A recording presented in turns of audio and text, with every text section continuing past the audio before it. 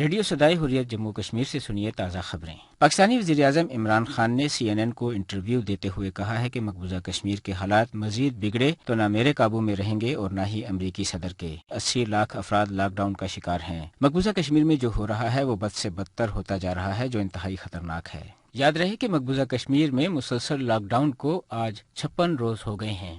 کل جماعتی حریت کانفرنس آزاد کشمیر جموں کشمیر کے کنوینر فیض نقشبندی اور سید عبداللہ گیلانی نے شکریہ ادا کرتے ہوئے کہا ہے کہ وزیر اعظم پاکستان عمران خان نے اقوام متحدہ کی جنرل اسمبلی سے خطاب کے دوران کشمیریوں کے جذبات کی مؤثر انداز سے ترجمانی کی ہے۔ کشمیریوں کے حوصلے اس سے بلند ہوئے ہیں۔ سری نگر میں گزشتہ 24 گھنٹوں کے دوران 23 بھارت مخالف احتجاجی مظاہرے کیے گئے، جن میں سے 15 رات میں اور 8 دن میں ہوئے۔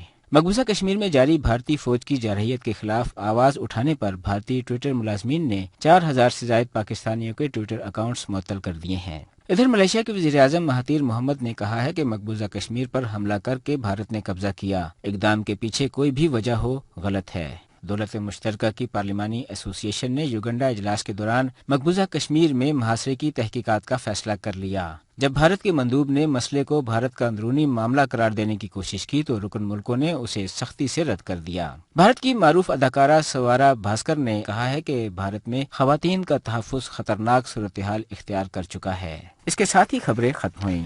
بھارت نے کشمیریوں کو دبانے اور اپنی عملداری بنوانے کے لیے آج تک کیا کچھ نہ کیا۔ سیاسی چال بازیاں، اقتصادی پیکیجز کے نام پر سیاسی رشوتیں، بہت بڑی پروپیگنڈا مشین کا استعمال اور سب سے بڑھ کر ریکارڈ تعداد فوج کا بدترین اور وحشانہ استعمال۔ بھارتی ترکش میں کون سا تیر ایسا بچا ہے جو آزمانا باقی ہے؟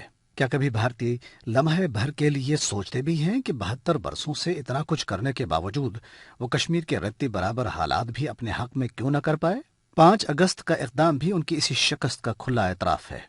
اسی بات کا اظہار کرتے ہوئے حریت رہنما اور نائب chairman Jammu Kashmir People's League Aijaz Ahmad Rehmani کہتے ہیں، بھارتی قابض فوجیوں نے مقبوضہ کشمیر کے عوام پر ظلم کے ریکارڈ قائم کیے۔ جموں کا مسکر 2 سے 3 لاکھ کا قتل عام ایک ہی ہفتے میں کیا۔ گاؤں کدل کا مسکر ہو، سوپور کا ہندواڑہ، گوجوارہ، زکورہ، کپواڑہ، چھٹی سنگھ پورہ اور سانیہ چار شریف، سانیہ حضرت بل کے علاوہ آپریشن کیچ اینڈ کل، operation tiger, operation ghost, operation all out کے ساتھ ساتھ کرفیو کا لاک ڈاؤن، ہر 4 سال کے بعد 4-5 ماہ کا کرفیو لاک ڈاؤن، ان تمام ہتھ کنڈوں سے ایک بھی کشمیری کو جذبہ حریت، تحریک آزادی سے دور نہیں کیا جا سکا۔